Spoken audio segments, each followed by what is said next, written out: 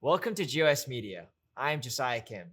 Today's Grain of Sugar is part 4 of our 12-part recital by James Winter of Charles Dickens' novel, A Christmas Carol. So light up the Christmas tree, stoke the fire, grab some eggnog, and gather under the blanket while enjoying Dickens' A Christmas Carol. Scrooge awoke in darkness. As he tried to see, a neighbouring church clock struck the 4 quarters. To his astonishment, the bell tolled 12. It was past 2 when he went to bed. 12? The clock's wrong. Slept through a whole day. 12 at noon? Bah, impossible. The idea being an alarming one, he scrambled out of bed and groped his way to the window.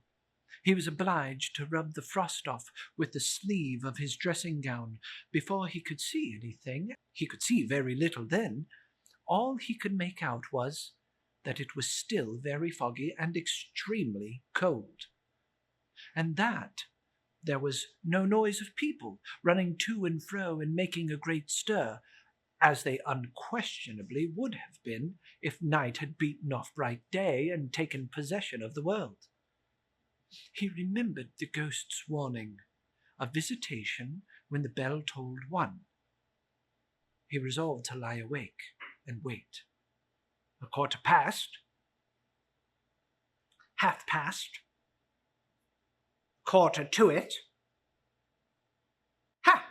The hour itself, and nothing else. Light flashed, and his bed curtains were drawn aside by a hand. Scrooge started up face to face with an unearthly visitor. It was a strange figure, like a child, yet like an old man, with white hair, but a smooth face. It wore a white tunic, held a holly branch, and a bright jet of light sprung from its head. It held an extinguisher cap under its arm. The figure fluctuated strangely in distinctness. Are you the spirit, sir, whose coming was foretold to me? I am. Who and what are you? I am the ghost of Christmas past. Long past? No, your past. Scrooge felt a strange desire to see the spirit's cap used. A spirit? Might you wear your cap? What? Would you so soon put out the light that I give? Is it not enough that your passions made this cap, forcing me to wearing it low upon my brow? No offence, please. But what business brings you here? Your welfare?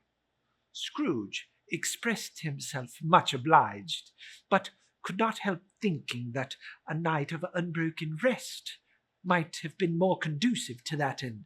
The spirit must have heard him thinking, for it immediately said, Your reclamation, then? Take heed, rise, and walk with me. It would have been in vain for Scrooge to plead that the weather and the hour were not adapted to pedestrian purposes, that the bed was warm and the thermometer a long way below freezing, that he was clad but lightly in his slippers and dressing gown and nightcap, and that he had a cold upon him at the time.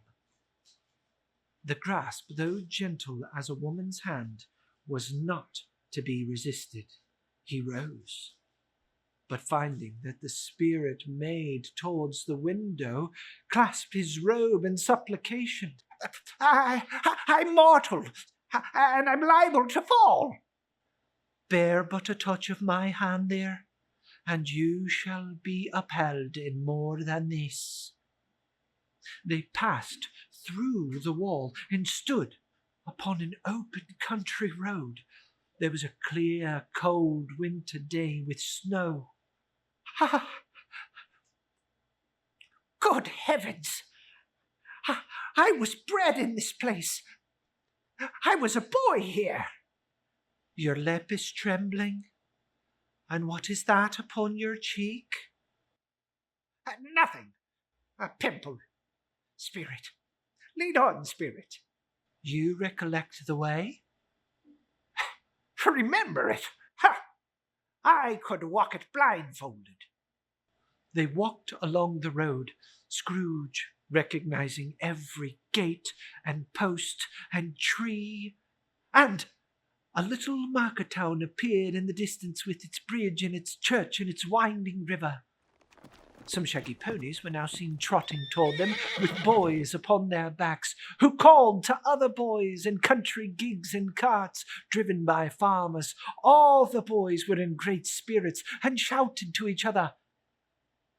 Now, why was he filled with gladness when he heard them give each other Merry Christmas as they parted at crossroads and byways?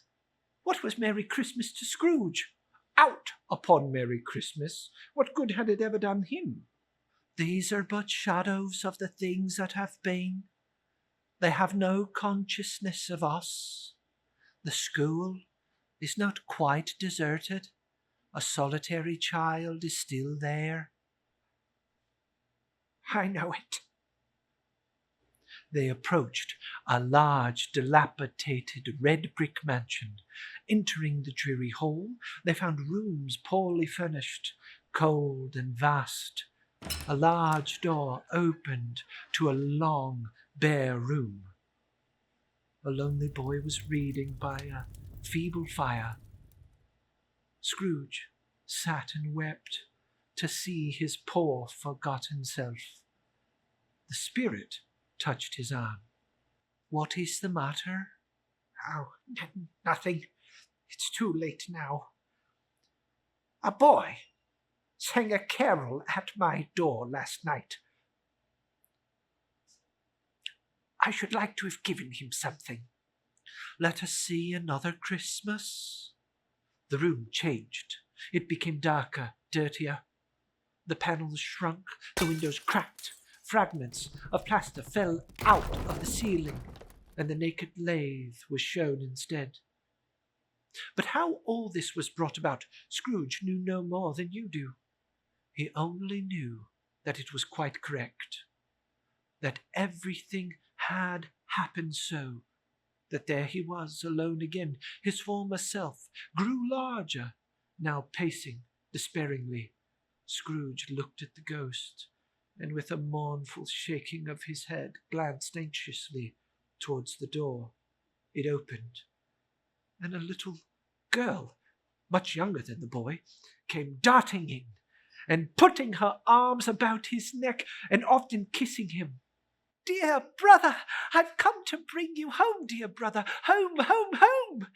For good and for all, Father is so much kinder now. Home's like heaven. He said yes, you could come home. He sent me in a coach. You're to be a man and never to come back here. We'll have the merriest of Christmas. You are quite a woman, little Fan.